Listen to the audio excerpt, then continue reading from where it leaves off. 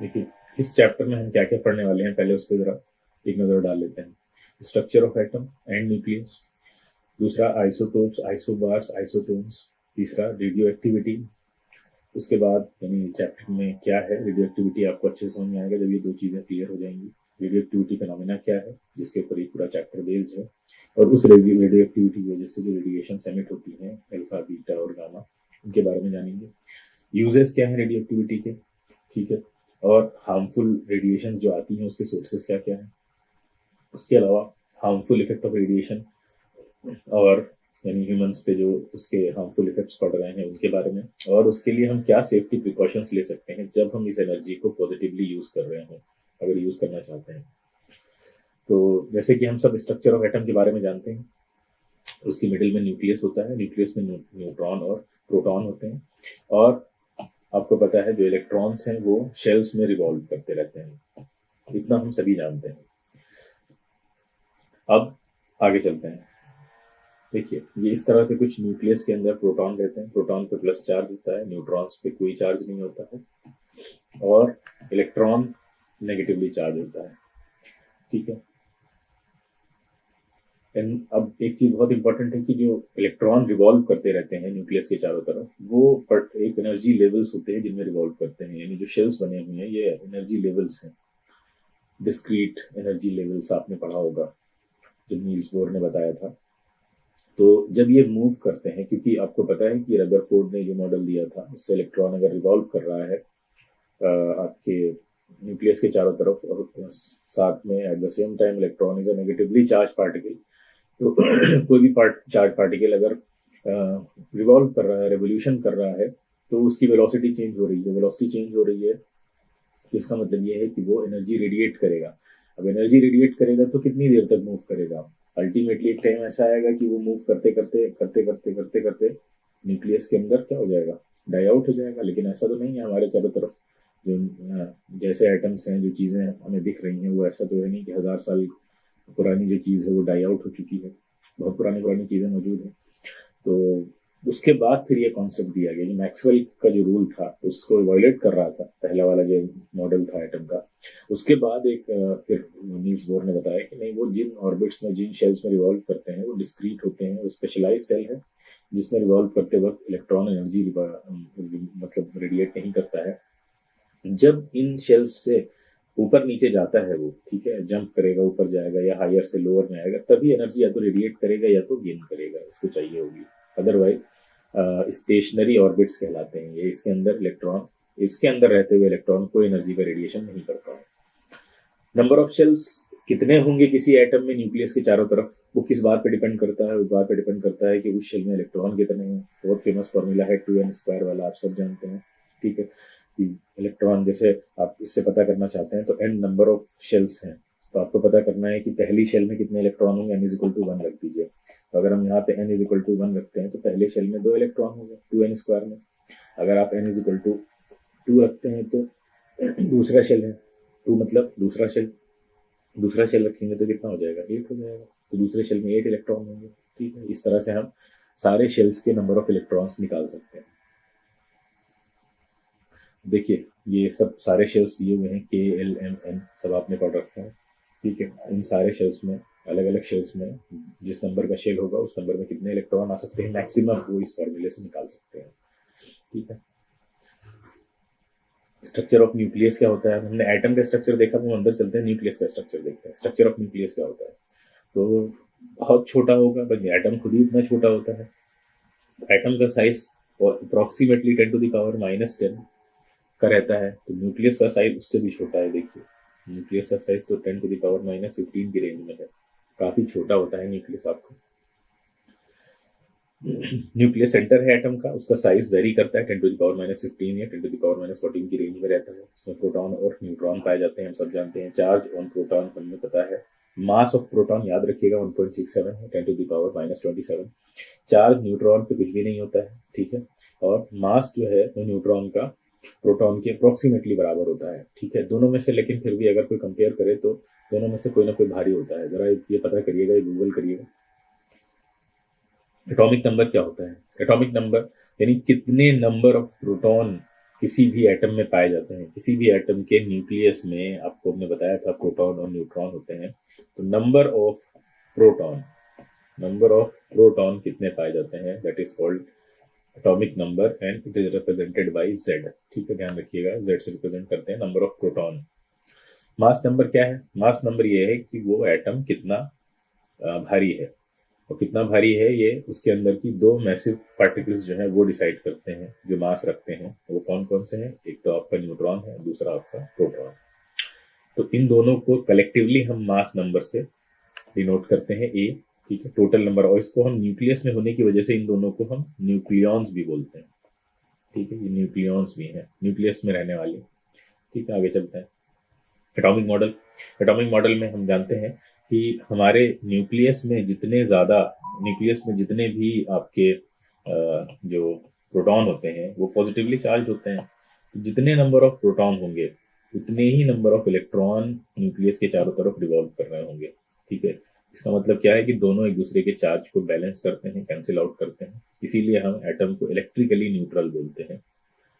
ठीक है, Z atomic number है, ए मास नंबर अभी हमने पीछे देख लिया है। एटम में जो भी मास नंबर है उसको हम जेड से डिनोट करते हैं, सॉरी ए से डिनोट करते हैं, और जेड से एटॉमिक नंबर। तो देखिए सारी चीजें लिखी हुई हैं। तो अगर हम न्यूट्रॉन्स निकालना चाहते हैं, यहाँ पे जेड गलत लिखा हुआ है, सॉरी ये सही है। इलेक्ट्रॉन्स, नंबर ऑफ इलेक्ट्रॉन्स और प्रोटॉन दोनों बराबर होते हैं, हाँ बिल्कुल सही लिखा हुआ है। नंबर ऑफ न्यूट्रॉन निकालना है तो मास नंबर से, मास नंबर होता है ना A is equal to neutron plus proton, और जेड क्या होता है? जेड होता है आपका सिर्फ प्रोटॉन। तो अगर आप न्यूट्रॉन निकालना चाहते हैं then you have to subtract Z from A. ठीक है, एटम में सिंबल एटम का इस तरह बनता है क्योंकि एटम किससे मिलकर बना होता है। एटम में क्या क्या चीजें होती हैं? एटम है, अगर मान लेते हैं एक्स है, तो उसमें कितने नंबर ऑफ प्रोटॉन है, that is its atomic number. वो जेड से हम लिखेंगे, नीचे लिखेंगे सबस्क्रिप्ट में, और सुपरस्क्रिप्ट में क्या लिखा जाता है? मास नंबर, यानी ए। ये सिंबल हम सब जानते हैं, सब केमिस्ट्री में भी आप पढ़ चुके हैं। ठीक है, मॉडल ऑफ हाइड्रोजन एटम आपके सामने बना हुआ है, एक प्रोटॉन है, एक इलेक्ट्रॉन है, इसका मतलब कोई न्यूट्रॉन नहीं है। सोडियम एटम का मॉडल बना हुआ है, देखिए एटॉमिक नंबर उसका 23, मास नंबर 23 है, एटॉमिक नंबर 11 है। तो अगर अब आपसे न्यूट्रॉन निकालने को कहा जाए तो आप आसानी से बता देंगे कि वो 12 है। ठीक है, आगे चलते हैं हम लोग, कुछ क्वेश्चंस कर लेते हैं अब तक जो कुछ डिस्कस किया है। न्यूक्लियॉन्स किसको कहते हैं? प्रोटॉन और न्यूट्रॉन को। ठीक है, टोटल नंबर ऑफ न्यूक्लियस में क्या कहलाते हैं? उसका मास नंबर कॉन्स्टिट्यूट करते हैं। ठीक है, चार्ज ऑफ प्रोटॉन कितना है? उतना ही है जितना इलेक्ट्रॉन पे है, बस पॉजिटिव में है। ठीक है, देखिए चार्ज ऑफ न्यूट्रॉन कितना है? कोई भी चार्ज नहीं होता है न्यूट्रॉन पे। नेक्स्ट, आइसोटोप्स क्या होते हैं? हाँ, आइसोटोप समझिए क्या होते हैं। अगर दो, ये देखिए जैसे कार्बन एटम है, मॉडल समझ लीजिए, जैसे गाड़ियां होती हैं उनके अलग अलग मॉडल आते हैं, लेकिन कुछ चीजें कॉमन रहती हैं गाड़ियों में, जैसे उनका कंपनी का नाम कॉमन रहेगा, और भी मान लीजिए कई सारी और चीजें हैं जो फैसिलिटीज हैं कॉमन रह सकती हैं। तो यहाँ पे देखिए कार्बन एटम दोनों में ही है। ठीक है, इसका मतलब कार्बन के दो मॉडल है। तो एक मॉडल अलग क्या क्या है?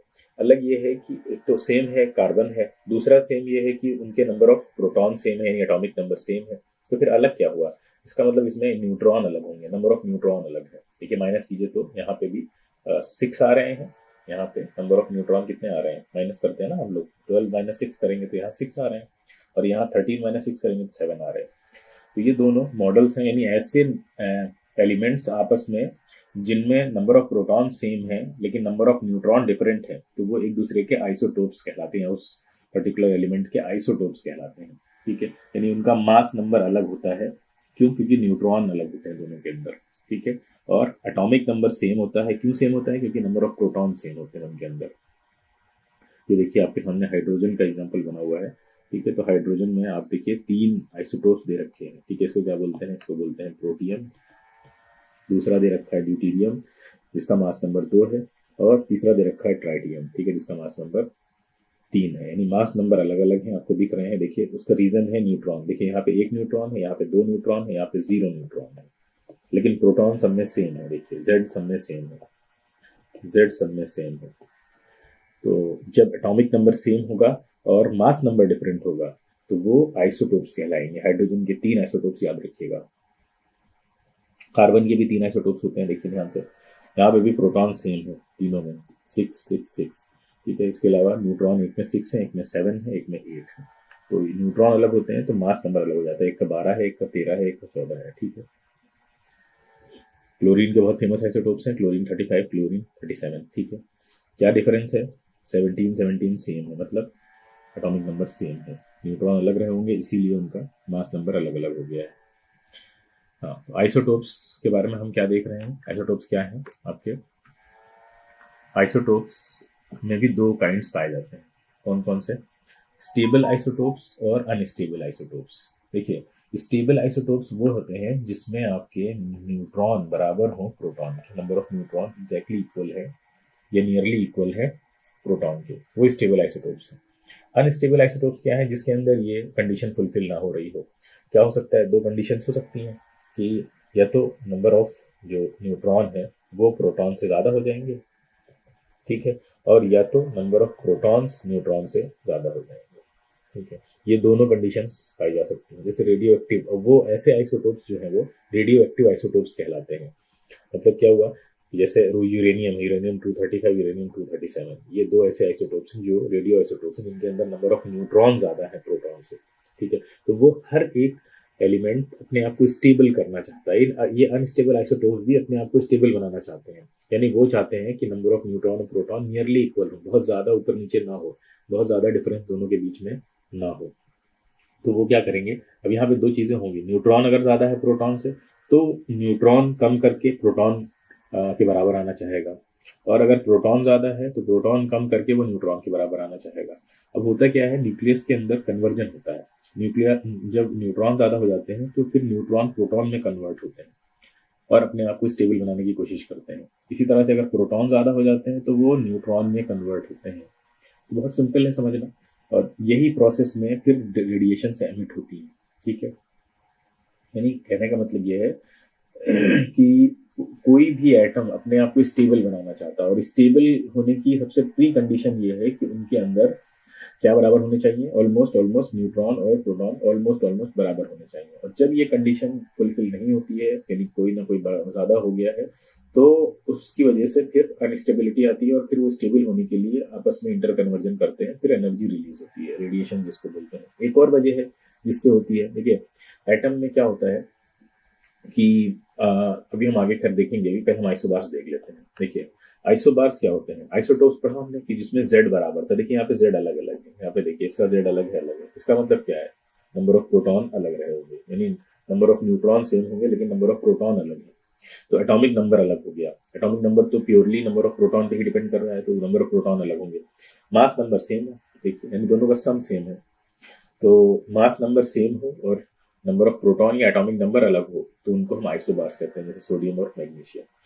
और यहाँ पे एक बात और ध्यान रखने वाली है कि एटम्स ऑफ डिफरेंट एलिमेंट, वहां पे हमने सेम एलिमेंट लिया था आइसोटोप्स में, यहाँ एटम्स ऑफ डिफरेंट एलिमेंट, देखिए सोडियम मैग्नीशियम तो अलग अलग एलिमेंट के एटम है, उनके बीच हमें ये रिलेशन मिलाना होता है कि उनका मास नंबर सेम है लेकिन एटॉमिक नंबर अगर अलग अलग है तो क्या मतलब है इसका? कि ये दोनों आइसोबार्स हैं,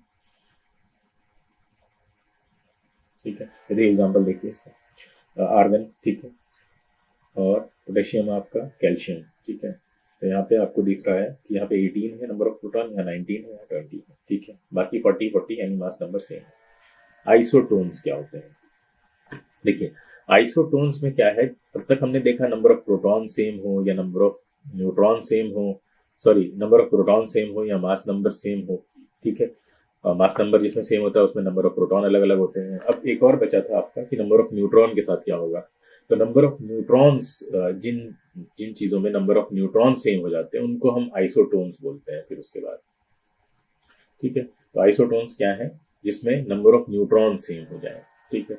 तो जैसे आपको एक आइसोटोन दिख रहे हैं दो, कौन कौन से हैं? 6C14 और दूसरा है आपका 7N15। इसमें क्या है? देखिए प्रोटॉन 6 है इसके पास, देखिए इसके पास प्रोटॉन 7 है। न्यूट्रॉन, इलेक्ट्रॉन भी अलग अलग हैं दोनों के, क्योंकि इलेक्ट्रिकली न्यूट्रल होगा तो प्रोटॉन और इलेक्ट्रॉन तो बराबर होंगे ऑलमोस्ट। तो न्यूट्रॉन अलग अलग है, देखिए यहाँ पे न्यूट्रॉन सेम है, इसके पास भी 8 न्यूट्रॉन है और इसके पास भी 8 न्यूट्रॉन है। तो ऐसे एटम्स ध्यान रहे कि जिनके पास डिफरेंट नंबर ऑफ प्रोटॉन और सेम नंबर ऑफ न्यूट्रॉन है, ठीक है। तो वो क्या कहलाते हैं? और डिफरेंट एलिमेंट के भी होने चाहिए, तो वो आइसोटोन्स कहलाते हैं, ठीक है। हाँ, अब देखिए क्या हुआ कि जो एटम के अंदर स्टेबिलिटी नहीं थी, हमने स्टार्टिंग में आपको बताया, जिन एटम्स के अंदर स्टेबिलिटी नहीं थी, स्टेबिलिटी ना होने का रीजन क्या है? स्टेबिलिटी ना होने का रीजन यही है कि एटम के अंदर, अभी हम बताएंगे आपको कि फोर्सेस काम करते हैं। देखिए एटम है, ये एक एटम बनाया हमने आपके सामने, और इसके अंदर आपका न्यूक्लियस है, इसके अंदर न्यूक्लियस है। न्यूक्लियस में क्या होता है कि न्यूक्लियस में न्यूट्रॉन और प्रोटॉन को साथ में होल्ड करने के लिए वहां पे फोर्सेस काम करते हैं, न्यूक्लियर फोर्सेस जिनको कहा जाता है, वो बांध के रखते हैं। तो न्यूक्लियर फोर्सेस में एक तो न्यूट्रॉन और प्रोटॉन के बीच में अट्रैक्शन फोर्स लग रहा है। अब आप सोचेंगे न्यूट्रॉन तो न्यूट्रल है, प्रोटॉन तो पॉजिटिवली चार्ज है, एक चार्ज पार्टिकल और न्यूट्रल पार्टिकल के बीच अट्रैक्शन फोर्स कैसे लग सकता है? बिल्कुल लग सकता है, आपने ये क्लास में पढ़ा होगा स्टैटिक इलेक्ट्रिसिटी में। अट्रैक्शन एक चार्ज और न्यूट्रल के बीच भी हो सकता है, लेकिन रिपल्शन सिर्फ और सिर्फ चार्ज पार्टिकल के बीच होगा। इसलिए आप पढ़ते होंगे कि repulsion is the best test to check whether two particles are charge और नॉट। ठीक है, तो ये न्यूट्रॉन प्रोटॉन के बीच में अट्रैक्शन फोर्स लग रहा है, जिसको न्यूक्लियर फोर्स हम बोलते हैं, और इसकी वजह से वो इनको बांध के रखता है। हमने बताया था अट्रैक्शन फोर्स के लिए एक बहुत बेसिक क्राइटेरिया ये है कि उनके बीच की डिस्टेंस जो है वो बहुत कम होनी चाहिए, क्योंकि वो फोर्स के इनवर्सली प्रोपोर्शनल होती है, वो भी स्क्वायर के। तो डिस्टेंस जितना भी बढ़ेगी ना, वो फोर्स उसके स्क्वायर के प्रोपोर्शन में कम हो जाएगा। जैसे डिस्टेंस अगर डबल होती है ना, तो फोर्स 1/2 नहीं होगा, 1/2 से कम नहीं होगा, बल्कि 1/4 से कम हो जाएगा, क्योंकि वो स्क्वायर में रिलेट कर रही है। तो अब डिस्टेंस जब तक कम रहेगी तब तक न्यूक्लियर फोर्सेस काफी स्ट्रांगली काम करेंगे। अच्छा, यहाँ पे न्यूक्लियर फोर्सेस के अलावा एक और फोर्सेस एग्जिस्ट करते हैं। देखिए प्रोटॉन प्रोटॉन पे तो पॉजिटिव चार्ज है, तो प्रोटॉन प्रोटॉन पे रिपल्शन भी होगा। इसको कूलोम्बिक रिपल्शन कहा जाता है, यानी कूलोम्बिक रिपल्शन लॉ भी यहाँ पे रहता है। तो वो रिपल्शन लॉ भी काम करने के लिए तैयार है, बेताब है, कह सकते हैं। अब न्यूक्लियर जो फोर्सेस हैं, अट्रैक्शन फोर्सेस, वो तब तक डोमिनेट करते हैं जब तक न्यूट्रॉन और प्रोटॉन के बीच डिस्टेंस बहुत कम है, तो अट्रैक्टिव फोर्सेस रिपल्सिव फोर्सेस के ऊपर डोमिनेट कर जाते हैं। तो लेकिन जैसे डिस्टेंस बढ़ना शुरू होती है, तो फिर अब कूलोम्बिक रिपल्शन जो होता है वो डोमिनेट करने लगता है। अच्छा, ऐसा कब होगा? रिपल्शन कब डोमिनेट करेगा, कब अट्रैक्शन जो है वो कमजोर पड़ जाएगा? वो तब होगा जब एटम का साइज बड़ा होने लगे।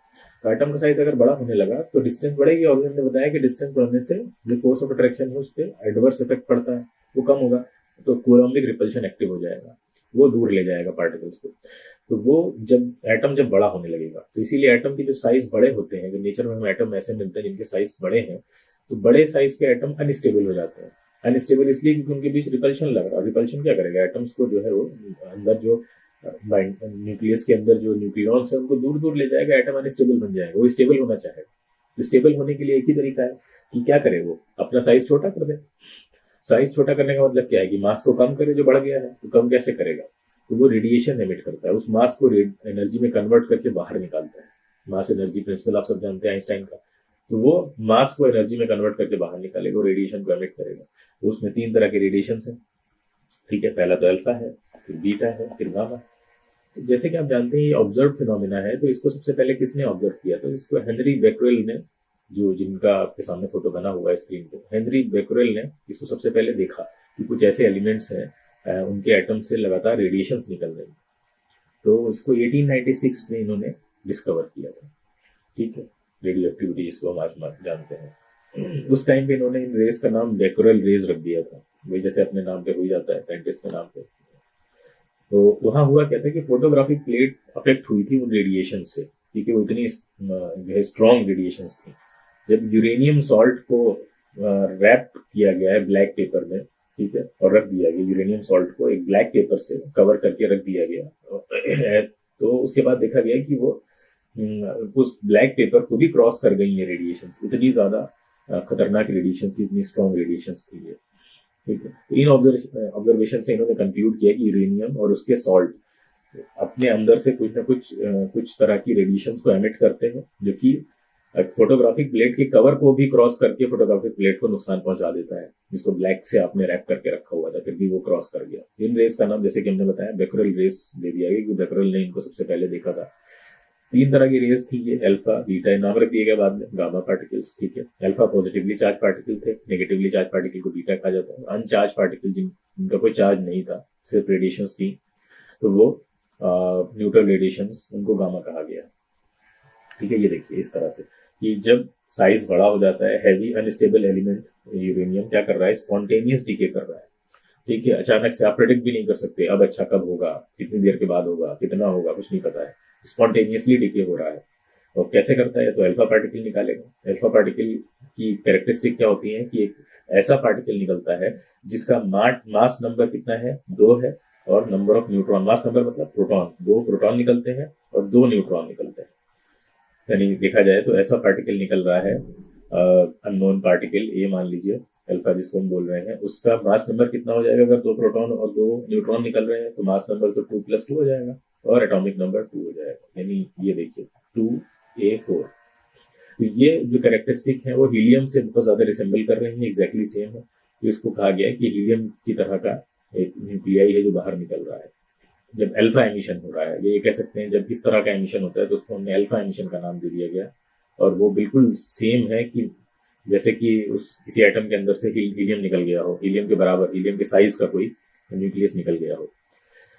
अच्छा, गामा एमिशन भी होता है, तो गामा में कुछ भी नहीं है, सिर्फ रेडिएशन निकल रही है। ठीक है, फिर क्या है, गामा जो होते हैं वो क्या है, ये फोटोन है, ये मासलेस है, कुछ भी नहीं है। ठीक है, सिर्फ एनर्जी है जो निकल रही है।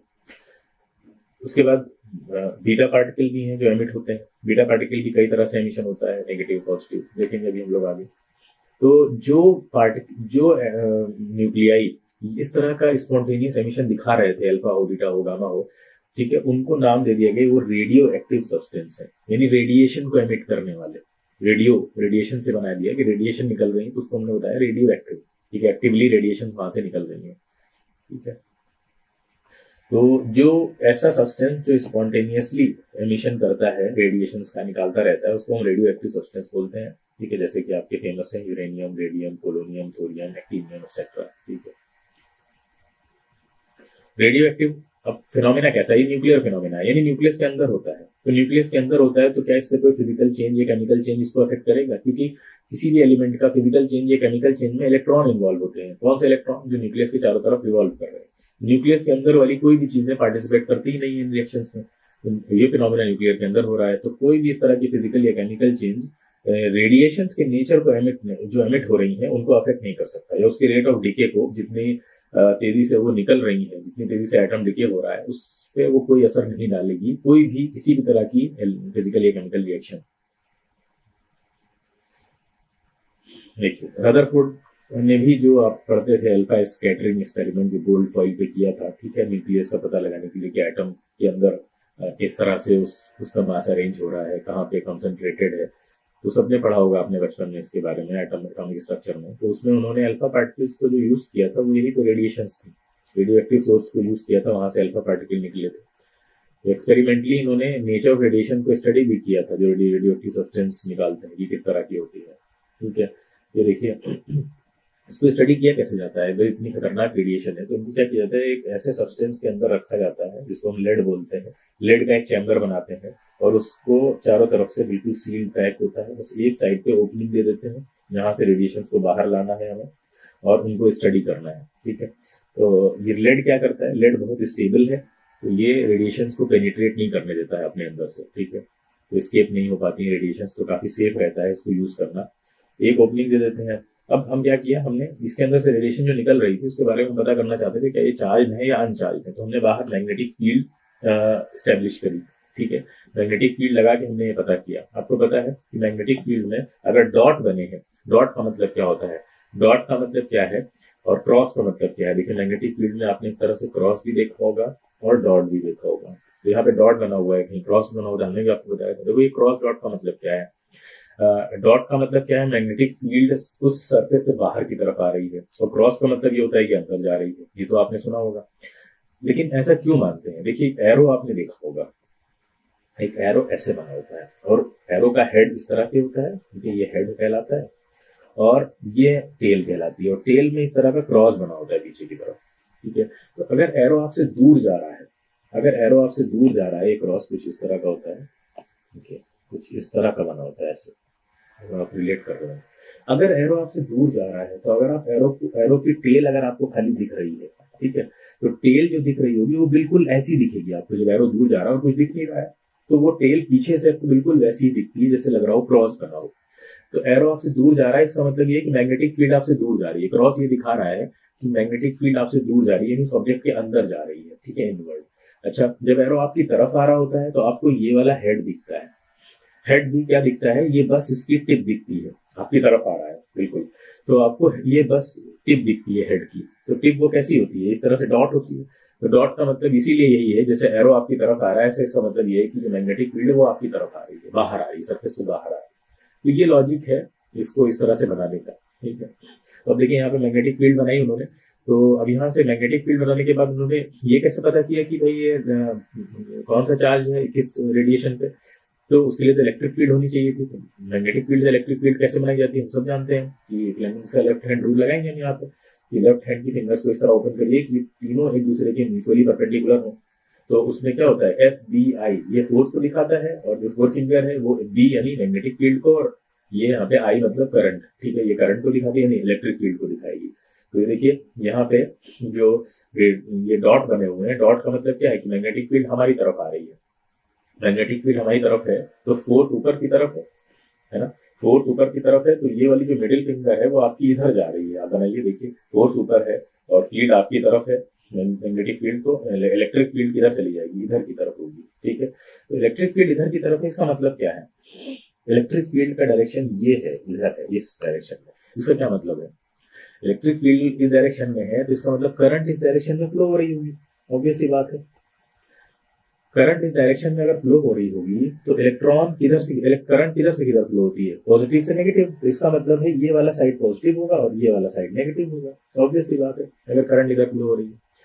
तो अब देखिए यहाँ पे जो अल्फा पार्टिकल्स थे वो नेगेटिव की तरफ डिफ्लेक्ट हो रहे हैं, आपको दिख रहा होगा, ये देखिए अल्फा पार्टिकल्स लेफ्ट में डिफ्लेक्ट हो रहे हैं, इसका मतलब वहां नेगेटिव है, इसका मतलब alpha particle must have positive charge on them, ठीक है, पॉजिटिव चार्ज रहा होगा तभी नेगेटिव की तरफ अट्रैक्ट हुए हैं। अच्छा, बीटा पार्टिकल पॉजिटिव की तरफ अट्रैक्ट हो गए, इसका मतलब बीटा पे कैसा चार्ज होगा, बीटा पे नेगेटिव चार्ज रहा होगा। तो ये चीज ध्यान रखिएगा कि इस तरह हमने इसको डिटरमाइन किया चार्जेस को।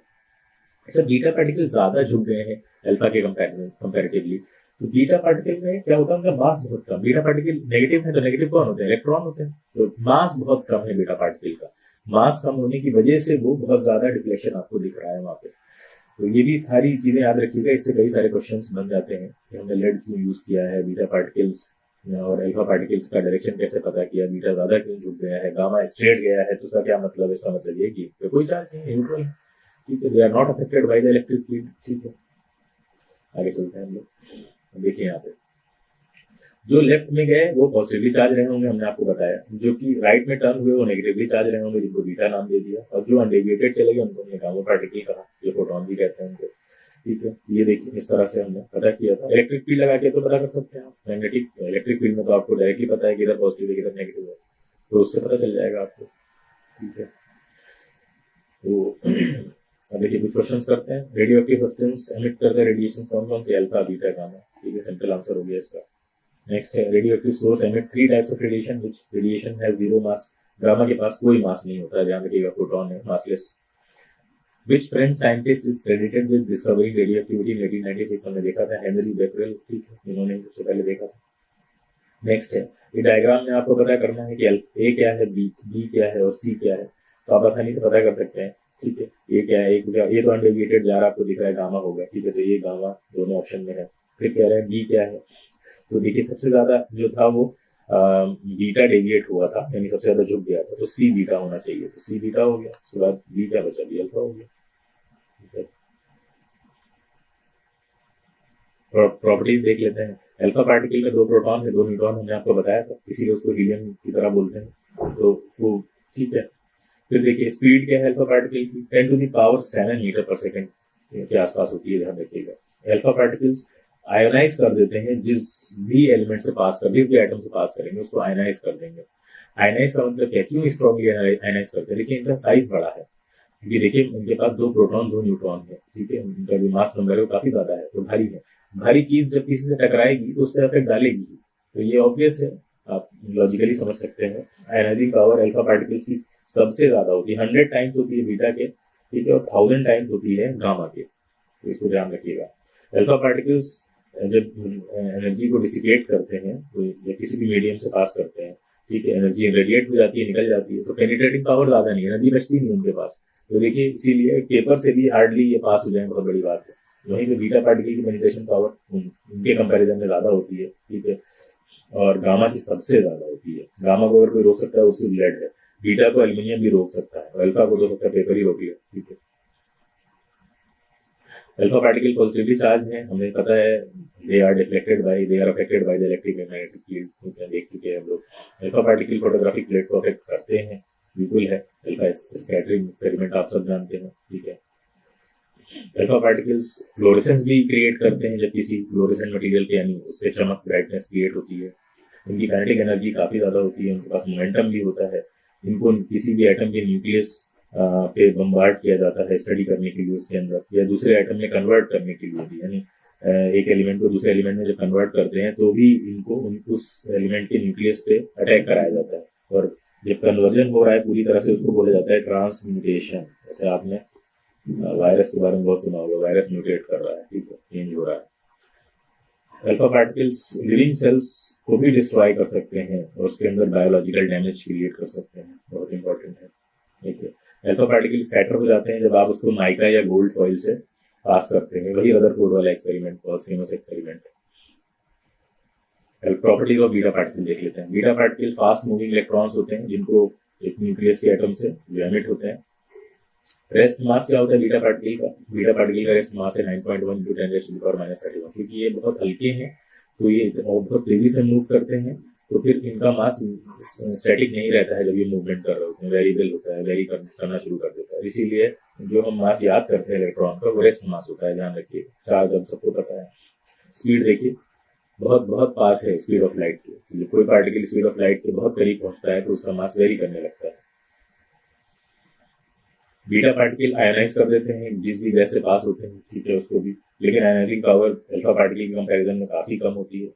और लेकिन जो आपकी गामा रेडिएशन है उनसे ज्यादा ही होती है, ठीक है, काफी ज्यादा ही होती है। तो ये 1000 टाइम्स इसको।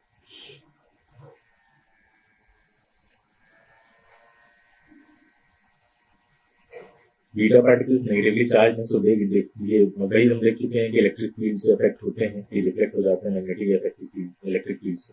फोटोग्राफिक प्लेट को अफेक्ट डालेंगे, बिल्कुल डालेंगे। ये भी फ्लोरेसेंस क्रिएट करते हैं, ब्राइटनेस क्रिएट करते हैं जब कोई फ्लोरेसेंट मटेरियल पे स्ट्राइक होते हैं। एक्सरेज प्रोड्यूस करते हैं बीटा पार्टिकल, ध्यान रखिएगा, ठीक है, जब उनको ठीक है। बीटा पार्टिकल्स बायोलॉजिकल डैमेज ज्यादा क्रिएट करेंगे in comparison with alpha particles, क्योंकि वो इजिली पास कर जाएंगे हमारी स्किन से। गामा पार्टिकल की आप पढ़ते हैं हम लोग, प्रॉपर्टीज क्या होती है। गामा पार्टिकल इलेक्ट्रोमैग्नेटिक है, जैसे एक्सरेज होती है इलेक्ट्रोमैग्नेटिक, ठीक है, इसको हमने लाइट चैप्टर में पढ़ा था स्पेक्ट्रम में। गामा पार्टिकल्स से स्पीड ऑफ लाइट से ही मूव करते हैं, जैसे सारी इलेक्ट्रोमैग्नेटिक वेव्स करती हैं, उनकी सब कॉमन चीज वही होती है उनके बीच में। उनकी आयनाइजिंग पावर बहुत कम है क्योंकि मास ही नहीं है। मास नहीं होगा तो आयनाइज कैसे करेंगे, उस पर कैसे इफेक्ट डालेंगे जिससे टकराएंगे। पेनिट्रेटिंग पावर बहुत हाई होती है, ठीक है। गामा रेडिएशंस रिफ्लेक्ट नहीं होती है इलेक्ट्रिक या मैग्नेटिक फील्ड से, क्योंकि वो चार्ज पार्टिकल नहीं होते हैं, ठीक है, न्यूट्रल। फोटोग्राफिक प्लेट को अफेक्ट करती है, ठीक है, फ्लोरेसेंट मटेरियल पे फ्लोरेसेंस भी क्रिएट करती है। हाँ, ये डिफ्रैक्ट हो जाती है जब इनको एक्सरे से पास कराया जाता है, इन क्रिस्टल्स के थ्रू निकाला जाता है, गुजारा जाता है। ये एक्सरे और गामा की दोनों की सिमिलर प्रॉपर्टीज होती है, बस दोनों का ओरिजिन अलग है। ये न्यूक्लियस के अंदर क्रिएट हो रही है और न्यूक्लियस के बाहर होती है एक्सरेज। गामा रेडिएशंस हमारी ह्यूमन बॉडी से पास हो सकती है, तो हमने गामा प्रोटॉन के बारे में बताया भी था जब स्पेक्ट्रम पढ़ा रहे थे, कैसे हमारे डीएनए को अफेक्ट करता है। अंदर बहुत हाई एनर्जी फोटॉन होते हैं, बट इसीलिए इनको कैंसर के ट्रीटमेंट में, कैंसर सेल को मारने के लिए यूज भी किया जाता है। देखिए, न्यूक्लियस के अंदर जो चेंजेस होते हैं वो हमने देखा कि एक पेरेंट न्यूक्लियाई है जो अनस्टेबल था, फिर उसने कुछ रेडिएशन को एमिट किया, सपोज करिए अल्फा को, और एक डॉटर न्यूक्लियाई है अपने से मोर स्टेबल कंडीशन में वो चला गया, और एज ए रिजल्ट होता क्या है कि उसके अंदर जो निकला है वो क्या लेकर निकला है? 2 प्रोटॉन और 2 न्यूट्रॉन लेकर निकला है। आप सोचिए, 2 प्रोटॉन और 2 न्यूट्रॉन लेकर निकला है तो ओरिजिनली उसने कितना मास नंबर कम कर दिया होगा? मास नंबर का मतलब क्या है? Proton plus neutron. तो मास नंबर कितना कम हो गया होगा? 4 से कम हो जाएगा, 2 2 4। और एटॉमिक नंबर में 2 प्रोटॉन भी लेकर निकला है तो एटॉमिक नंबर भी आपका 2 से कम हो जाएगा। इसीलिए मास नंबर जो है वो 2 से कम हो जाता है, ये 4 से कम हो जाता है मास नंबर, क्योंकि 2 प्रोटॉन और 2 न्यूट्रॉन लेकर निकला है, और एटॉमिक नंबर 2 से कम हो जाता है। जब एक अल्फा पार्टिकल निकलता है, क्योंकि हीलियम कॉन्फ़िगरेशन बराबर है उसी के जैसा है, तो उतना ही कमी वो कर देता है अपने ओरिजिनल अपने पेरेंट न्यूक्लियाई में। तो ये बात को ध्यान रखिएगा। क्या हमने बताया आपको न्यूक्लियर फोर्सेज और कूलॉम्बिक रिपल्शन दोनों के बारे में स्टार्टिंग में, न्यूक्लियर फोर्सेज की वजह से जो एटम है वो स्टेबल रहता है जब तक वो डोमिनेट करते हैं, लेकिन जैसे ही उनके बीच का साइज बढ़ने लगता है तो कूलॉम्बिक रिपल्शन फिर वो खींचने लगता है, तो उसकी वजह से अनस्टेबल हो जाता है। तो अनस्टेबिलिटी को दूर करने के लिए करते क्या है, ये अनस्टेबिलिटी को कैसे दूर कर रहे हैं? अनस्टेबिलिटी को ऐसे दूर कर रहे हैं कि हम न्यूक्लियर फोर्सेस जब भी कम हो जाएंगे कूलॉम्बिक रिपल्शन से, डिस्टेंसेस बड़ी हो जाएंगी, तो अनस्टेबल हो जाएगा, तो आपको साइज को डिक्रीज करना है सिंपली, और कुछ नहीं करना है। जिसकी वजह से वो अनस्टेबिलिटी क्रिएट हुई है उसको हटाइए, कॉज हटाइए वहां से। तो यहाँ पे लार्ज न्यूक्लियस अनस्टेबल होते हैं और अल्फा डीके करते हैं, फिर वो कुछ मास एक्स्ट्रा अपने अंदर से बाहर निकालेंगे तब वो साइज डिक्रीज होगा। ठीक है, उसी की वजह से अल्फा डीके हुआ है यहाँ पे। साइज स्टेबिलिटी अनस्टेबिलिटी को दूर कैसे कर सकते हैं? जो अनस्टेबिलिटी आई है साइज के बढ़ने की वजह से, तो जिसकी वजह से आई है वही कॉज है, उसको कम कीजिए, यानी साइज को डिक्रीज कीजिए। और साइज को डिक्रीज करने के लिए आपको अपना मास बाहर निकालना पड़ेगा, क्योंकि एनर्जी की फॉर्म में रेडिएट होता है, अल्फा पार्टिकल को रेडिएट कर देता है। तो सबसे ज्यादा मास तभी बाहर निकलता है जब अल्फा पार्टिकल का रेडिएशन टेक प्लेस करता है। इस बात को याद रखिएगा। देखिए आप बीटा एमिशन क्या होता है? बीटा एमिशन में क्या हो रहा है? बीटा एमिशन क्यों टेक प्लेस कर रहा है? बीटा एमिशन टेक प्लेस करता है कि जब न्यूक्लियस के अंदर जो न्यूट्रॉन और प्रोटॉन का रेशियो है वो बिगड़ जाता है। देखिए, न्यूट्रॉन और प्रोटॉन का रेशियो बराबर रहना चाहिए आइडियली, ठीक है, बराबर हो या ऑलमोस्ट बराबर हो, और बहुत ज्यादा दोनों में डिफरेंस ना हो। तो आइडियल रेशियो क्या है कि अगर मान लीजिए न्यूट्रॉन प्रोटॉन से ज्यादा हो गया, और कितना ज्यादा हो गया कि अगर हम उसका रेशियो निकालें तो वो ग्रेटर देन 1.5 आ रहा है, इस केस में बीटा एमिशन की जरूरत पड़ेगी। कैसे? बराबर करने की कोशिश करेंगे, बराबर करने की कोशिश करेंगे तो न्यूट्रॉन ज्यादा हो गए हैं प्रोटॉन से, तो न्यूट्रॉन को प्रोटॉन में कन्वर्ट होना पड़ेगा। ठीक है, न्यूट्रॉन प्रोटॉन में कन्वर्ट होता है, कन्वर्जन में फिर एनर्जी निकलती है। अच्छा, कैसे कन्वर्ट होता है? आपको पता है कि जब न्यूट्रॉन प्रोटॉन में कन्वर्ट होगा तो नंबर ऑफ प्रोटॉन बढ़ जाएंगे पहले न्यूक्लियस से। भाई नंबर ऑफ प्रोटॉन बढ़ गए, न्यूट्रॉन के ऊपर क्या है? 0 उसका 1 उसका मास है मान लेते हैं, और 0 उसका चार्ज है। अब न्यूट्रॉन अगर प्रोटॉन में कन्वर्ट हो रहा है तो ध्यान से देखिए कि प्रोटॉन के पास तो मास भी है और चार्ज भी है, तो अब ये रिएक्शन तो बैलेंस है नहीं कि ये चार्ज कहाँ से है, रिएक्शन को कैसे बैलेंस करेंगे आप? तो आपको राइट साइड में क्या करना पड़ेगा? इस चार्ज को न्यूट्रलाइज करने के लिए एक ऐसा पार्टिकल मानना पड़ेगा जिसके पास चार्ज तो हो लेकिन मास ना हो, क्योंकि मास तो ऑलरेडी बराबर है दोनों साइड का। तो हमने फिर एक वो इलेक्ट्रॉन ही है जिसका मास नेग्लिजिबल होता है लगभग, तो बीटा पार्टिकल हमने माना जो कि इलेक्ट्रॉन है बेसिकली। तो बीटा पार्टिकल के पास क्या होगा? मास 0 होगा लेकिन चार्ज -1 होगा। अब ये देखिए जो आपकी रिएक्शन है ये दोनों तरफ से बैलेंस्ड है। अच्छा, सिर्फ कंजर्वेशन ऑफ मास या कंजर्वेशन ऑफ चार्ज ही हमें नहीं देखना है यहाँ पे, बल्कि आपको पता है कंजर्वेशन ऑफ मोमेंटम भी होता है, कंजर्वेशन ऑफ एनर्जी भी होता है। तो ये देखा गया कि कंजर्वेशन ऑफ मोमेंटम को भी ये वायलेट कर रहा होता है जब हम इसको देखते हैं कि भाई इस कंजर्वेशन ऑफ मोमेंटम क्या होता है? कंजर्वेशन ऑफ मोमेंटम ये होता है कि जैसे आपने गन है तो आपने गन चलाई, तो आपने जब गन चलाई तो गन से गोली जिस डायरेक्शन में निकली है, गन उसके ठीक उस अपोजिट डायरेक्शन में पीछे जाती है, जिसको रिकॉइलिंग बोलते हैं। ठीक है, एक्शन और रिएक्शन हुआ, पीछे की तरफ गई। यहाँ पे क्या हुआ? यहाँ पे देखा ही जा रहा था कि जिस न्यूक्लियस से, ठीक है ये मान लीजिए न्यूक्लियस है, इस न्यूक्लियस से जो बीटा पार्टिकल निकल रहा है, तो बीटा पार्टिकल अगर इस डायरेक्शन में निकल के जा रहा है तो न्यूक्लियस को इसी के ठीक अपोजिट डायरेक्शन में पीछे आना चाहिए। रिकॉइलिंग वाला जो कॉन्सेप्ट होता है मोमेंटम का, कंजर्वेशन ऑफ मोमेंटम। लेकिन हो क्या रहा था? इसके ठीक अपोजिट हो रहा था कि हो ये रहा है कि जो बीटा पार्टिकल है वो सपोज कीजिए इस डायरेक्शन में निकल के जा रहा है, और जो आपका न्यूक्लियस है वो इस डायरेक्शन में जा रहा है, रिकॉइलिंग इस डायरेक्शन में हो रही है। तो बिल्कुल अजीब था, एब्सर्ड था, ये कंजर्वेशन ऑफ मोमेंटम पता ही नहीं चल रहा है कि ऐसे कैसे पॉसिबल है। ठीक है, तो यहाँ पे कंजर्वेशन ऑफ मोमेंटम भी वायलेट हो रहा है, कंजर्वेशन ऑफ एनर्जी भी वायलेट हो रहा था। तो इन सबको बैलेंस करने के लिए हम लोगों ने ये सोचा कि इसका मतलब ये है कि कोई और पार्टिकल्स भी निकल रहे होंगे, किसी और डायरेक्शन में निकल रहे होंगे जो हमें दिख नहीं रहे हैं। ठीक है, क्योंकि पहले ये चीज स्टैब्लिश की जा चुकी है, माना जा चुका है, आपने एक रूल बना लिया है कि कंजर्वेशन ऑफ मोमेंटम होल्ड करेगा, कंजर्वेशन ऑफ एनर्जी होल्ड करेगा, कंजर्वेशन ऑफ मास होल्ड करेगा जब भी कोई रिएक्शन टेक प्लेस करेगी। तो फिर इसका मतलब ये है कि अगर आपको दिख नहीं रहा है, आपको ऐसा दिख रहा है कि वायलेट हो रहा है, वो पार्टिकल आपको दिख नहीं रहा है बैलेंस करने वाला, तो हमने मान लिया कि वहां पे कोई और पार्टिकल भी निकल रहा होगा। ये देखिए आपने बीटा पार्टिकल तो यहाँ दिया हुआ है निकलते हुए, जो हमने यहाँ पे भी लिखा, उसके साथ इन कंजर्वेशन ऑफ मोमेंटम और एनर्जी को बैलेंस करने के लिए भी कंजर्वेशन ऑफ कंजर्वेशन के लॉ को फॉलो करवाने के लिए फिर एक पार्टिकल और माना गया जिसको हम कहते हैं एंटी न्यूट्रिनो, वो भी निकलता है। ठीक है, उसके बाद ये रिएक्शन पूरी तरह बैलेंस हो जाती है। ठीक है, तो वो ये पार्टिकल किसकी माना गया, इसके बारे में आप हायर क्लास में और पढ़ेंगे, हम कभी एक्स्ट्रा क्लास लेंगे इसके ऊपर, तो आपको न्यूट्रिनो के बारे में, उसकी हिस्ट्री, वो कहाँ से आया, क्या है यूटिलिटी, सब बताएंगे। तो अभी के लिए इतना आप समझिए। तो जब अनस्टेबल न्यूक्लियस क्या करता है, जो उसके अंदर न्यूट्रॉन प्रोटॉन से ज्यादा हो जाते हैं, यानी 1.5 से रेशियो बढ़ने लग गया, तो वो क्या करेगा, न्यूट्रॉन प्रोटॉन में चेंज हो जाएगा और एक इलेक्ट्रॉन को एमिट करेगा। ठीक है, और रिएक्शन को इस तरह से बैलेंस करते हैं। जैसे कि एग्जांपल दे रखा है कार्बन का। कार्बन में क्या हो रहा है, कार्बन में देखिए 14, वो कार्बन में जो आपके न्यूट्रॉन है वो ज्यादा है प्रोटॉन से, तो न्यूट्रॉन जो प्रोटॉन में कन्वर्ट होगा तो देखिए एटॉमिक नंबर बढ़ जाएगा, 6 से 7 हो गया। और अब उसको बैलेंस करने के लिए बीटा पार्टिकल एमिट हुआ उसके अंदर से, एंटी न्यूट्रिनो, वो सारी चीजें। तो जो कार्बन है वो नाइट्रोजन में कन्वर्ट हो रहा है, तो क्या एमिट करके हो रहा है, यानी कार्बन जो था 6C14 जो है वो रेडियोएक्टिव एलिमेंट है, इसका मतलब वो अपने आप को अपने अंदर से एक बीटा पार्टिकल एमिट करके वो स्टेबल कंडीशन में आता है, यानी क्या बन जाता है, नाइट्रोजन बन जाता है। यहाँ पे देखिए आपको 7 जो जितने न्यूट्रॉन प्रोटॉन का रेशियो क्या हो रहा है, बराबर हो रहा है। यहाँ पे ये स्टेबल कंडीशन है, 7 and 14 की स्टेबल कंडीशन है। आगे चलते हैं हम लोग। अब ये देखिए बीटा एमिशन जो होता था, यानी न्यूट्रॉन और प्रोटॉन का रेशियो जब डिस्टर्ब होता है तभी बीटा एमिशन टेक प्लेस करता है। तो इसके ऊपर स्टडी की गई। ठीक है, जो एलिमेंट ऐसा करते थे उनको रखा गया और जो एलिमेंट स्टेबल थे उन सबको लेकर स्टडी की गई, तो उसपे एक इस तरह का स्टेबिलिटी कर्व बनाया गया। स्टेबिलिटी कर्व क्या होता है, इसमें आपको देखिए बीच में जिगजैग करती हुई ब्लैक कलर की लाइन दिख रही होगी, जिसको मैंने अभी रेड से हाईलाइट किया है। ये जिगजैग करती हुई जो लाइन है, ये लाइन वो है, ये वो एलिमेंट है जिनमें न्यूट्रॉन और प्रोटॉन का नंबर बराबर है, तो वो इस स्टेबिलिटी कर्व पे लाई करते हैं। अच्छा, जिन एलिमेंट्स में ये रेशियो डिस्टर्ब होता है तो वो इसके या तो ऊपर लाई कर रहे हैं, यानी यहाँ पे लाई कर रहे हैं, या यहाँ पे लाई कर रहे हैं। ठीक है, ये दोनों में या तो यहाँ वो एलिमेंट लाई कर रहे हैं या यहाँ लाई कर रहे हैं। ठीक है, जिनमें ये रेशियो बराबर नहीं है।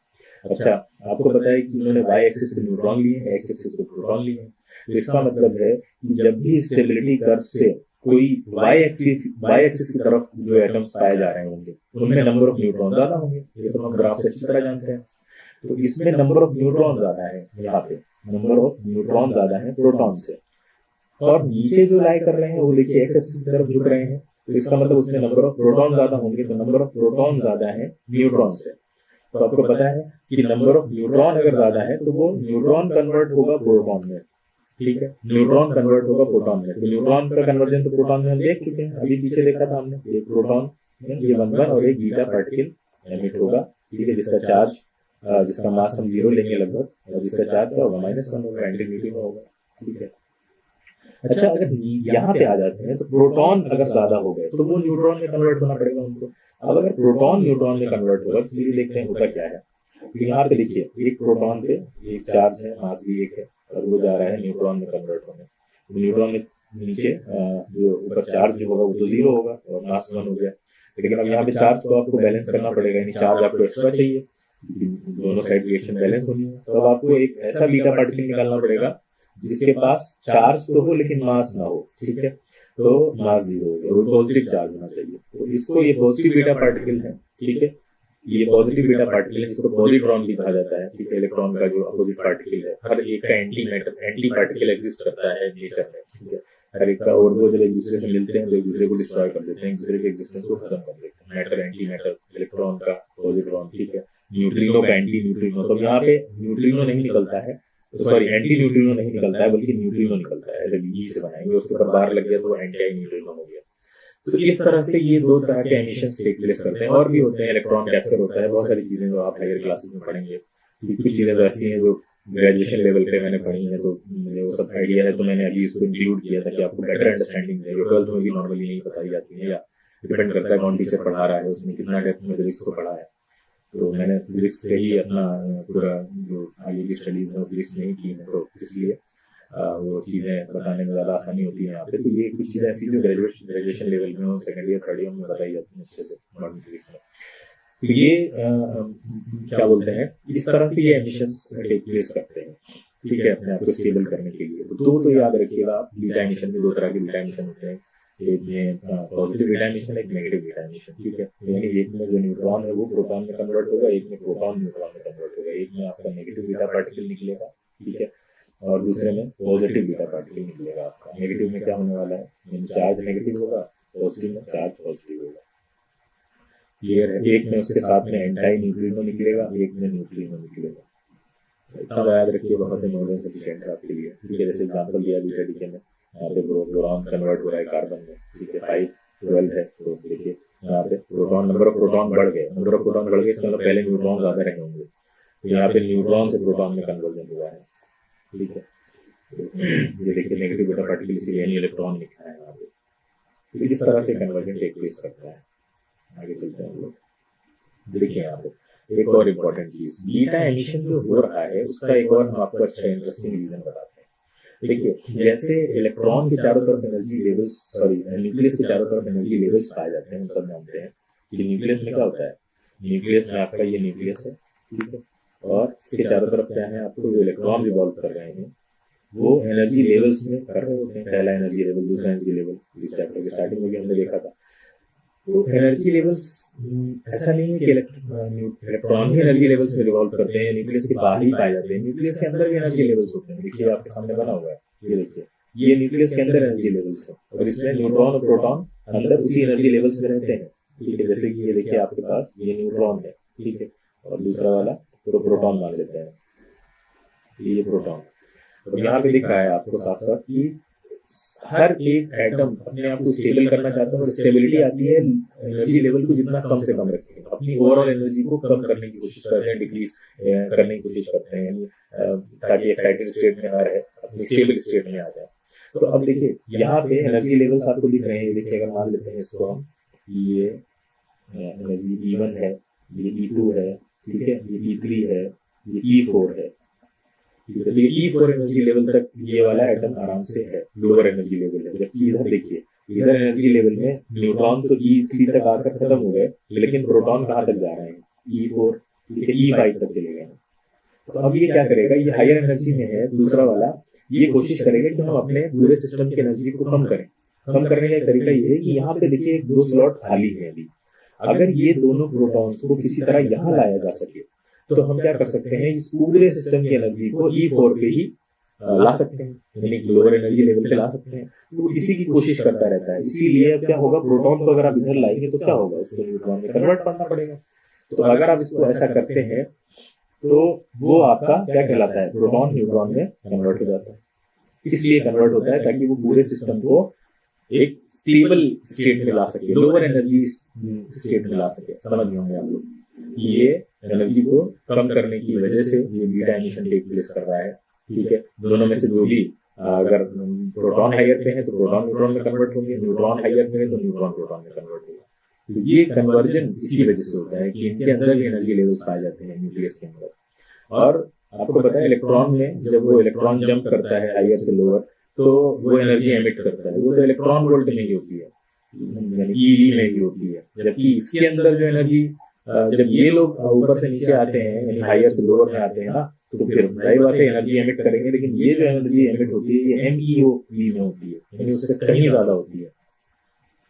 तो इसीलिए न्यूक्लियस के अंदर जो कन्वर्जन टेक प्लेस होता है तो एनर्जी बहुत ज्यादा एमिट होती है। गामा जो निकलता है वो बहुत हाई एनर्जी फोटोन है, इसीलिए वो हमारे DNA तक को अफेक्ट डाल देता है, अंदर बायोलॉजिकल डैमेज क्रिएट करता है। क्योंकि वो अंदर से जो निकल रहा है ना न्यूक्लियस के अंदर एनर्जी बहुत बहुत ज्यादा है इन कंपैरिजन टू उसके बाहर जो इलेक्ट्रॉन्स एनर्जी लेवल्स में हायर से लोअर में आके एनर्जी एमिट करते हैं।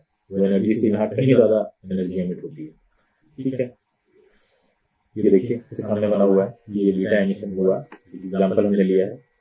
तो यहाँ पे क्या हो रहा है कि देखिए E3 पे आना चाहेगा, ये E4 से E3 पे आना चाहता है, तो क्या करेगा, यहाँ पे देखिए न्यूट्रॉन क्या है हायर एनर्जी स्टेट में चला गया, तो अगर ये एनी समहाउ इसको यहाँ ले आए प्रोटॉन के पास, लेकिन यहाँ लाने के लिए आपको प्रोटॉन में कन्वर्ट करना पड़ेगा, ये तो प्रोटॉन, तो ये कन्वर्जन इस तरह से न्यूट्रॉन का प्रोटॉन में होगा, तो पूरा सिस्टम आपका E3 पे आ जाएगा। ठीक है, E3 पे आ जाएगा, स्टेबल स्टेट में आ जाएगा। तो बोरॉन का जो इसमें कार्बन में कन्वर्जन हो रहा है उसका रीजन यही है, यहाँ पे न्यूट्रॉन 7 है, प्रोटॉन 5 है। न्यूट्रॉन जब यहाँ से यहाँ जंप करके आएगा तो प्रोटॉन एक्स्ट्रा हो जाएंगे और इवन बराबर हो जाएंगे, तो स्टेबल स्टेट मिल जाएगी, लोअर एनर्जी स्टेट में आ जाएगा, और आपको पता है यहाँ से बीटा एमिशन हुआ। ठीक है, क्लियर है। ये देखिए यहाँ पे आ जाएगा, ये इस तरह से क्लियर हो गया होगा आपको। ये इस तरह से ये लेसर एनर्जी स्टेट में आना चाहते हैं। ये न्यूक्लियन एनर्जी जो है अंदर न्यूट्रॉन और प्रोटॉन की कलेक्टिव एनर्जी को हम न्यूक्लियन एनर्जी बोलेंगे। तो वो जब कम हो जाती है, वो लेस एनर्जी स्टेट में आ जाते हैं, जैसे ये है, तो ये ग्रेटर स्टेबिलिटी प्रोवाइड करते हैं, स्टेबिलिटी ज़्यादा होती है, ठीक है, वहाँ पे कंपैरेटिवली। अब आते हैं हम लोग गामा एमिशन की तरफ। गामा एमिशन क्या होता है? गामा एमिशन ये होगा कि आपका जो पेरेंट न्यूक्लियाई है, ठीक है, वो पेरेंट न्यूक्लियाई क्या करेगा, आपका यहाँ से एक्साइटेड न्यूक्लियस स्टेट में है, वो डॉटर न्यूक्लियाई में कन्वर्ट होगा और सिर्फ यहाँ पे एनर्जी ही निकलती है। यहाँ पे मास में किसी भी तरह का कोई कन्वर्जन नहीं होता है, ठीक है। अब इफेक्ट क्या पड़ता है, जैसे कि हमने आपको बताया था कि अल्फा बीटा गामा के रेडिएशन से भाई क्या इफेक्ट पड़ेगा। तो अब आप बहुत अच्छी तरह चीजें समझ चुके हैं, रटने की जरूरत नहीं है आपको, क्या इफेक्ट पड़ने वाला है जब ये एमिट करेगा तो क्या इफेक्ट डालेगा। देखिए, तो बताया कि अगर अल्फा एमिशन है तो 2 प्रोटॉन लेकर जा रहा है तो 2 से कम कर देगा, ठीक है। मास नंबर में न्यूट्रॉन भी लेकर जाता है तो ये तो टोटल मास नंबर 4 से कम हो जाएगा, क्योंकि वो न्यूट्रॉन प्लस प्रोटॉन से मिलकर बनता है। बीटा एमिशन में आपको बताया कि न्यूट्रॉन अगर प्रोटॉन में कन्वर्ट हो रहा है तो प्रोटॉन बढ़ रहा है, और आपके सिलेबस में जो बीटा एमिशन है वो नेगेटिव बीटा एमिशन है। तो उस बीटा एमिशन में हमेशा न्यूट्रॉन ही प्रोटॉन में कन्वर्ट होगा, आपको जो क्वेश्चन मिलेंगे, और ऐसा करने में हमेशा प्रोटॉन इंक्रीज ही करेगा 1 से, ठीक है। बाकी तो कुछ होता नहीं है, तो मास नंबर तो बदलेगा नहीं, क्योंकि अंदर जितने न्यूट्रॉन थे और प्रोटॉन थे वो तो अंदर ही है ना बाहर से कोई अंदर आया ना अंदर से कोई बाहर गया। तो ये तो मास नंबर जो है वो सेम ही रहेगा, आपका मास नंबर चेंज नहीं होने जा रहा है। तो ध्यान रखिएगा, बहुत लॉजिकली समझिए, चीजें रटने की जरूरत नहीं है। बीटा एमिशन हुआ है, न्यूट्रॉन प्रोटॉन में कन्वर्ट हुआ है, ना कोई बाहर गया ना कोई अंदर आया, तो मास नंबर कहाँ बदल गया। न्यूट्रॉन कम हुए प्रोटॉन ज्यादा हो गए, तो प्रोटॉन को 1 से बढ़ा दीजिए आप। गामा में कुछ चेंज नहीं होता, ठीक है, कोई नहीं चेंज होता है। चलिए पढ़ लेते हैं। Radiation suffering the maximum deflection in magnetic field, beta particle क्योंकि उनका मास कम है, ठीक है। अगला alpha beta radiation ascending order में बायोलॉजिकल डैमेज, सबसे ज्यादा बायोलॉजिकल डैमेज आपका गामा देगा, ठीक है, इसलिए सबसे ज्यादा है, फिर बीटा, फिर अल्फा। स्पीड क्या है गामा की, वो स्पीड ऑफ लाइट से ट्रेवल करते हैं। नेक्स्ट क्या है, what happens to the atomic number of the nucleus of an element when an alpha particle is emitted. Alpha particle emit होगा तो क्या होगा, अल्फा पार्टिकल एमिट होता है तो एटॉमिक नंबर का मतलब प्रोटॉन कितने कम हो गए या ज्यादा हो गए, 2 से कम हो जाता है प्रोटॉन, हमने देखा था, तो डिक्रीजेस बाय 2। यूजेस क्या है रेडियो एक्टिविटी के, मेडिकल यूज है, ठीक है, साइंटिफिक यूज है, इंडस्ट्रियल यूज है, तीनों तरह के यूज हम देखने वाले हैं। सबसे पहला कैंसर, रेडियोथेरेपी से इसको कैंसर के ट्रीटमेंट में यूज किया जाता है, ठीक है। गामा रेडिएशन, जो कोबाल्ट 60 है उसके अंदर से गामा रेडिएशन निकलती रहती हैं, उन्हीं को हम यूज करते हैं कि हम जो मैलिग्नेंट ट्यूमर है, यानी जो अपनी आखिरी स्टेज में पहुंच गया है, बहुत खराब कंडीशन में पहुंच गया है, उसमें सेल्स को किल कर देते हैं, उन सेल्स को मार देते हैं जो इस तरह की सेल्स होती हैं, ताकि बाकी सेल्स को बचाया जा सके। तो उसमें हम इसका यूज करते हैं। ब्रेन ट्यूमर्स को डिटेक्ट करने के लिए, ब्लड क्लॉट्स को डिटेक्ट करने के लिए इस तरह के रेडियो सोडियम क्लोराइड को इंजेक्ट किया जाता है, और वो हमारी ह्यूमन बॉडी में जाकर जो ब्लड के अंदर की रेडियो एक्टिविटी उसको ट्रेस करते हैं। इसको ट्रेसर्स भी बोलते हैं, ऐसे जो चीज़ों को वो ट्रेस करते हैं, ठीक है। अंदर वो जाकर पता लगा लेते हैं कहाँ पे वो सोडियम जो है वो जमा हुआ है, कहाँ पे उसका सॉल्ट एक्यूमुलेट हो गया है, ब्लड क्लॉट हुआ है।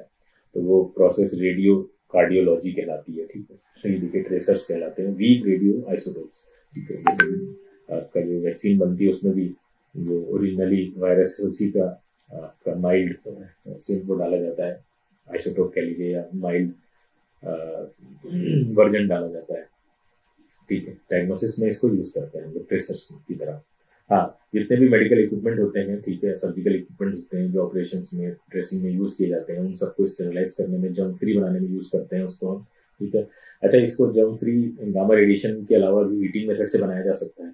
तो पूछ सकते हैं कि भाई वो क्यों नहीं यूज करते, तो आप कहेंगे उससे ज्यादा ये चीपर होता है, ईजी होता है, ईजी प्रोसेस है, रिलायबल प्रोसेस है ज्यादा हीटिंग से, तो हम इसलिए गामा रेस को पास करा के उसको स्टेरिलाइज करते हैं, जर्म फ्री बनाते हैं, ठीक है, साफ करते हैं।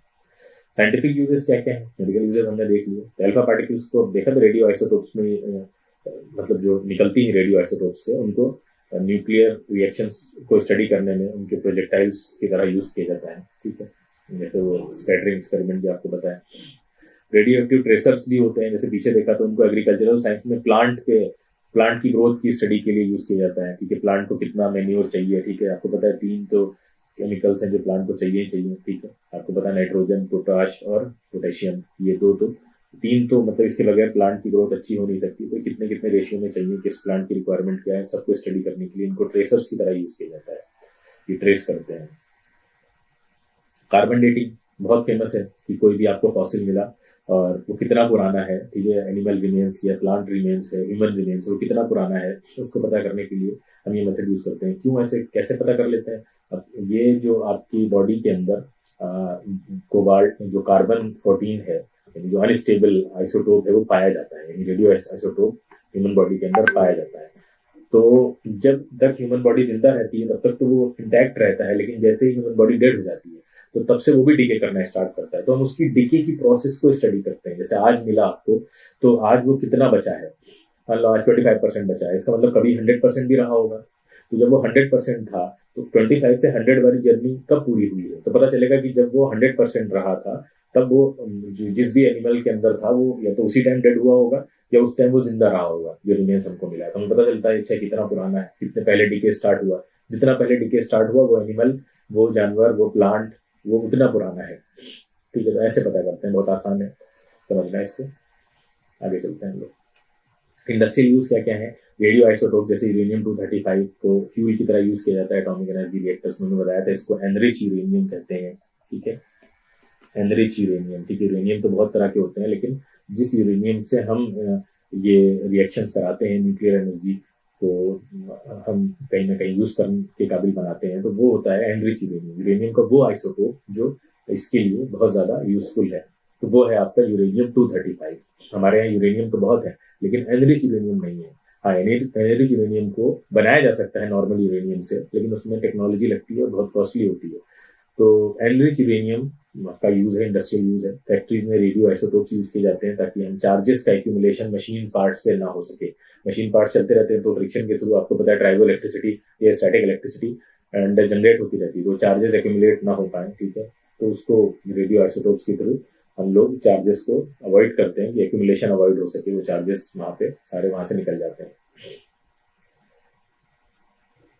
देखिए, इनको ल्यूमिनेसेंट साइंस बनाने में भी यूज किया जाता है बहुत तरह के। ठीक है, आपने देखा रेडियम का रोड पे भी कितना यूज होता है। रोड पे लगे होते हैं वो साइन लगे होते हैं, या वो कुछ एरोज बने होते हैं, वो रेडियम के ही होते हैं। वो रात में उनको लाइट की जरूरत नहीं है उनको चमकने के लिए। सोर्स ऑफ हार्मफुल रेडिएशन, ठीक है, क्या क्या है? एक तो न्यूक्लियर पावर प्लांट्स जो होते हैं वहां से निकलती हैं, न्यूक्लियर वेस्ट से निकलती हैं। कॉस्मिक रेडिएशन भी होती हैं, एक्स रेज हैं जो बाहर से आती हैं अर्थ पे। सबसे पहले समझते हैं पावर प्लांट से जो निकलती हैं, बहुत ज्यादा अमाउंट में निकलती है रेडियो एक्टिव मटीरियल्स। ठीक है, एटमॉस्फेयर में जो स्केप होते हैं निकल जाते हैं। न्यूक्लियर वेस्ट, यानी जो पावर प्लांट्स में न्यूक्लियस यानी जो ये इस तरह का रेडियो एक्टिव एलिमेंट यूज हो रहे हैं, उनको एक सर्टेन लेवल के बाद वो अपनी उनकी जो एफिशिएंसी वो डिक्रीज हो जाती है, तो उनको एक्टिविटी डिक्रीज हो जाती है। तो वो क्या करते हैं कि उसमें उनको फिर यूजलेस हो जाते हैं तो वो फिर उनको अगर प्रॉपर उनको डंप नहीं किया गया है, प्रॉपर ऐसी जगह नहीं डाला गया है जहाँ से उनकी रेडिएशन कहीं ऐसी जगह ना पहुंच जाए एटमॉस्फेयर में, हवा में घुल गई और फिर वो ह्यूमन तक पहुंच गई, तो उनके लिए बहुत नुकसानदेह हो सकती है। तो वहां से ये न्यूक्लियर वेस्ट से भी बहुत हमें जो इस तरह की रेडिएशन से वो आ सकती है ऐसे एरियाज में जहाँ ह्यूमन हैबिटेट है। कॉस्मिक रेडिएशन एक्स रेज है, यानी बाहर से भी आती है। जो रेडिएशन है वो बाहर से भी आती है, गामा रेडिएशन है, एक्स रेज है, ये अनचार्ज रेडिएशन होती है। क्योंकि बाहर से जितनी रेडिएशन अर्थ में आ रही है ना, उनको जो अर्थ की मैग्नेटिक फील्ड है वो तो डेविएट कर देती है, यानी जो चार्ज है। लेकिन जो चार्ज नहीं है, जो न्यूट्रल है, जैसे गामा है, एक्स रे है, इलेक्ट्रोमैग्नेटिक जो है, वो क्या होती है, वो तो आ जाएंगे अंदर। तो वो यहाँ आकर हाई एनर्जी पार्टिकल एक्सेलरेटर में भी इसको यूज किया जाता है। मतलब एक तो ये है कि बाहर से आ रही है, दूसरा ये कि जैसे आपने सुना होगा लार्ज हेड्रॉन कोलाइडर, ये स्विट्जरलैंड और आपका फ्रांस की बाउंड्री पे बनाया गया बहुत बड़ा स्टडी करने के लिए। कि गॉड पार्टिकल का नाम भी आपने सुना होगा। ठीक है, तो गॉड पार्टिकल के बारे में वहीं से निकला कि भाई उन्होंने पता लगा लिया कि कौन सा पार्टिकल है जिसमें सारी चीजों को बिग बैंग के बाद जो मास मिला है हर चीज को, वो किससे मिला, किसने दिया है? होगा वो एक पार्टिकल, हिग्स बोसॉन के बारे में पढ़ा होगा। हिग्स फील्ड, जो पार्टिकल जितना हिग्स फील्ड से इंटरेक्ट कर गया वो उतना मास उसके पास होगा, जो नहीं करा वो मासलेस रह गया। जैसे प्रोटॉन, सबसे कम जिसने इंटरेक्ट किया उसके पास सबसे कम मास है, जैसे इलेक्ट्रॉन। तो उस पार्टिकल को गॉड पार्टिकल का नाम दे दिया। वो फील्ड किसने बनाई? दो पार्टिकल ने मिलकर, हिग्स और बोसॉन। बोसॉन दो पार्टिकल थे, दो साइंटिस्ट के नाम पे है वो, पीटर हिग्स और जो इंडियन साइंटिस्ट थे बोस। तो ये उस तरह के जो ये बनाए जाते हैं, टनल बनाई जाती है बहुत बड़ी बड़ी। तो उसमें क्या होता है, हाई एनर्जी पार्टिकल एक्सेलरेटर होते हैं जो पार्टिकल्स को एक्सेलरेट कराते हैं ताकि पार्टिकल आपस में कोलाइड करें, और हम जिन पार्टिकल्स की स्टडी कर रहे हैं वो उनके बारे में, उनकी एक्टिविटी से या उनकी कैरेक्टरिस्टिक्स से हम आइडिया लगाएं कि वो कैरेक्टरिस्टिक क्या यहाँ शो हो रही है। अगर हो रही है तो वो फिर थ्योरी को प्रैक्टिकल से प्रूफ हो जाती है और कहीं ना कहीं नई रिसर्च बन जाती है हमारे लिए। आगे चलते हैं, चलिए क्वेश्चन कर लेते हैं। एज, किसी भी ऑब्जेक्ट की एज को डिटरमाइन करने के लिए हम क्या क्या यूज करते हैं? रेडियो कार्बन को यूज करते हैं। कार्बन डेटिंग वो मेथड कहलाता है कि आपको कोई फॉसिल मिला उसकी एज पता करना है आपको, तो किस मेथड से पता करेंगे आप। Salts of weak radio isotopes क्या कहलाते हैं? आपको पता है, ट्रेसर्स कहलाते हैं, ठीक है, जो ट्रेस करते हैं, जाकर बताते हैं। नेक्स्ट है कि विच among these is a source of harmful radiation? सभी हैं, cosmic radiation, nuclear waste, nuclear power plants, हमने देखा भी अभी, ठीक है। हार्मफुल इफेक्ट क्या है उनको जरा स्टडी कर लेते हैं हम लोग। एक तो शॉर्ट टर्म है कि आपको डायरिया हो जाएगा उसकी वजह से, शॉर्ट टर्म के लिए आप एक्सपोज हो गए, गले में जो है वो दर्द हो गया, बाल आपके झड़ने लग गए, नौशिया हो गया आपको, ये शॉर्ट टर्म है, ट्रीटेबल है, रिकवरेबल है। लॉन्ग टर्म है, ल्यूकेमिया हो गया आपको, कैंसर हो गया, ये लॉन्ग टर्म है, इनसे रिकवरी बहुत मुश्किल होती है और जेनेटिक भी हो जाते हैं फिर, कि जेनेटिक वो फिर एक जनरेशन से दूसरी जनरेशन में ट्रांसफर होते हैं। जैसे कि वहाँ अमेरिका ने क्या किया था, वहाँ नागासाकी और हिरोशिमा में जब बम गिरा है तो वहाँ पे वो रेडिएशंस लगातार निकलती रही, तो वहाँ पे जनरेशंस आफ्टर जनरेशंस उसकी इफेक्ट्स झेलते रहे, ठीक है। हार्मफुल इफेक्ट क्या है एक्सरेज के? प्रेग्नेंट वुमेन को अगर आपने किया तो उसकी बहुत लॉन्ग टर्म तक एक्सपोजर होगा, तो वो इफेक्ट कर सकता है चाइल्ड को, जो वॉम में है, पेट में बच्चा है, उसकी दिक्कत हो सकती है। और कैंसर का रिस्क बढ़ सकता है, ट्यूमर, नर्वस सिस्टम का रिस्क काफी बढ़ सकता है, ल्यूकेमिया 70% अफेक्ट हो सकता है उसकी वजह से। अपर पार्ट अगर अफेक्ट हुआ तो थायराइड ग्लैंड भी आपका अफेक्ट हो सकता है, कैंसर हो सकता है आपको। हार्मफुल इफेक्ट गामा रेज की क्या है आपको? गामा रेज क्या करती है कि बॉडी की जो सेल्स हैं उनको डिस्ट्रॉय कर देती हैं, जेनेटिकली हमें अफेक्ट करती हैं, हमारे डीएनए को मॉडिफाई कर सकती हैं, ठीक है।